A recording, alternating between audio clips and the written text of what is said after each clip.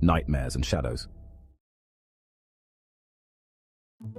Act 1: Introduction and First Encounter. Scene 1: Flashback, a night in Albania. The protagonist, along with friends Dunia and Alice, is on what was supposed to be an adventurous backpacking trip. The group decides to stay at a rundown hotel in Albania, one of the cheapest they could find in the area. The place feels ominous, with dark hallways, peeling walls, and a sense of abandonment. As night falls, the group is attacked by a sadistic killer, Arturo, who had somehow cornered them in the basement. The horror is immediate and visceral as Arturo begins tormenting them. Desperation fills the air as the protagonist, their adrenaline spiking, manages to wrestle free. A surge of determination drives them to fight back, and they seize a sharp object, stabbing Arturo repeatedly to protect their friends. Dunia is injured but alive, and together they escape the basement, stumbling back into the night. When the police arrive, they reveal that the hotel was actually the lair of a serial killer, a fact that only deepens the psychological trauma of that night. The protagonist carries the emotional weight of this incident, haunted by the image of Arturo's twisted grin and the near-death experience, marking the first shadow that lingers over their life. Scene 2: Current day rest stop at a motel. After the harrowing events in Albania, the protagonist begins living a cautious, watchful life. One quiet night, while traveling alone, they stop at a roadside motel to rest, hoping to shake off a growing fatigue from the drive. The motel is isolated, with nothing but the sound of the wind sweeping through the empty parking lot. As they drift off to sleep, a soft sound pulls them out of their light slumber, a faint metallic rattle. Fear takes hold as the noise continues, like a hand testing each door handle down the row. The protagonist peeks through the blinds and sees two men dressed in dark clothing, their faces hidden under hats and hoods, moving from door to door, testing each lock. Realizing they could be next, the protagonist's heart races. They quickly move to lock the door, hearing the handle turn just as they secure it. The police are called, but by the time they arrive, the men have vanished into the nearby woods, leaving only muddy footprints. The eerie uncertainty lingers. Who were those men, and why were they so methodical? The incident leaves the protagonist rattled, filling them with the haunting sense that, once again, they narrowly escaped another brush with something dangerous. Years after the motel incident, the protagonist finds work at a desolate old hotel. The place has a peculiar, eerie charm reminiscent of horror movie settings. Despite its size, the hotel is poorly lit, and shadows stretch down its endless hallways. The protagonist works the night shift, with minimal interaction with guests and no co-workers around. They're warned by management never to venture to the third floor due to strange incidents, and though curious, they respect the rule. Late one evening, after checking that all the heating machines are functioning, they sit back at the front desk, ready to organize paperwork. Something pulls their attention to the security monitor. A man dressed in black is standing just out of view near the windows, looking around suspiciously. The protagonist's curiosity quickly turns to fear as they watch the man pull a black ski mask over his face. Heart pounding, the protagonist runs to lock the front door, barely managing to secure it before the man reaches it. Through the glass, he stares back at them, lifting a gun to eye level, his hand steady, finger poised on the trigger. The masked figure presses the gun against the glass, and for a long, terrifying moment, the protagonist believes their life will end. But suddenly, the man vanishes into the darkness.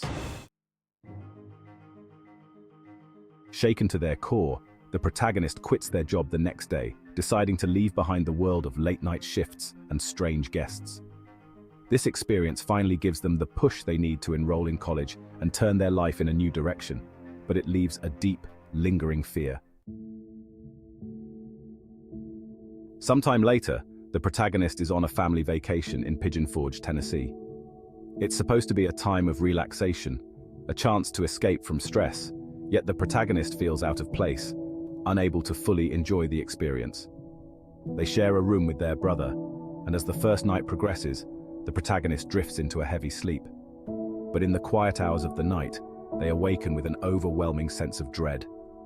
A dark, suffocating pressure weighs them down, rendering them immobile. In the dim light, they notice a hideous, twisted figure at the end of their bed.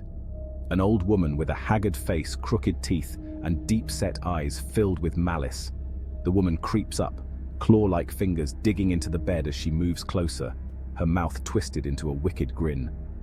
The protagonist tries to scream, to move, but their body is paralyzed. A foul stench fills the air as she leans in, her breath a rancid mix of decay. Suddenly, they gasp awake, drenched in cold sweat, unsure if it was real or a nightmare. Terrified, they stay up for the rest of the night, the memory of the woman's face etched in their mind. Later, they learn about sleep paralysis and the phenomenon known as the Old Hag, but the encounter leaves them haunted, making them wonder if there's more to the experience than just a bad dream. As the years go by, the protagonist realizes they need help to process the emotional weight of their traumatic experiences. They start attending therapy, where they recount each terrifying encounter: the night in Albania, the eerie motel experience, the masked gunman at the hotel, and the nightmare of the old woman. The therapist helps them explore their fears and anxieties, encouraging them to confront these dark memories. Through sessions, the protagonist begins to see how each event, real or supernatural, has shaped them, making them more resilient. Therapy provides a safe space for reflection, allowing them to recognize their own courage in the face of terrifying situations. Each experience was a brush with death, and while some were tangible dangers, others remain a haunting mystery. The protagonist's journey is one of recovery and self-discovery, where they learn to separate fear from reality, to understand the power of the mind and the resilience of the human spirit. By the end of therapy, they feel a sense of peace and relief, able to carry on without the constant shadow of dread. In the quiet of their own room, long after the events that have shaped them, the protagonist prepares for bed. The darkness no longer feels as threatening as it once did, though the memory of those past events still lingers. Lying in bed, they hear a faint creak in the hallway, a soft echo from memories they had hoped to forget. Taking a deep breath, they rise to check the source of the sound, finding nothing there but the empty hallway. The protagonist's gaze lingers on the darkness before they quietly close the door, smiling faintly to themselves. They return to bed, switching off the light, this time feeling a sense of control and calm. No longer haunted, they close their eyes with a newfound sense of strength and face the night without fear.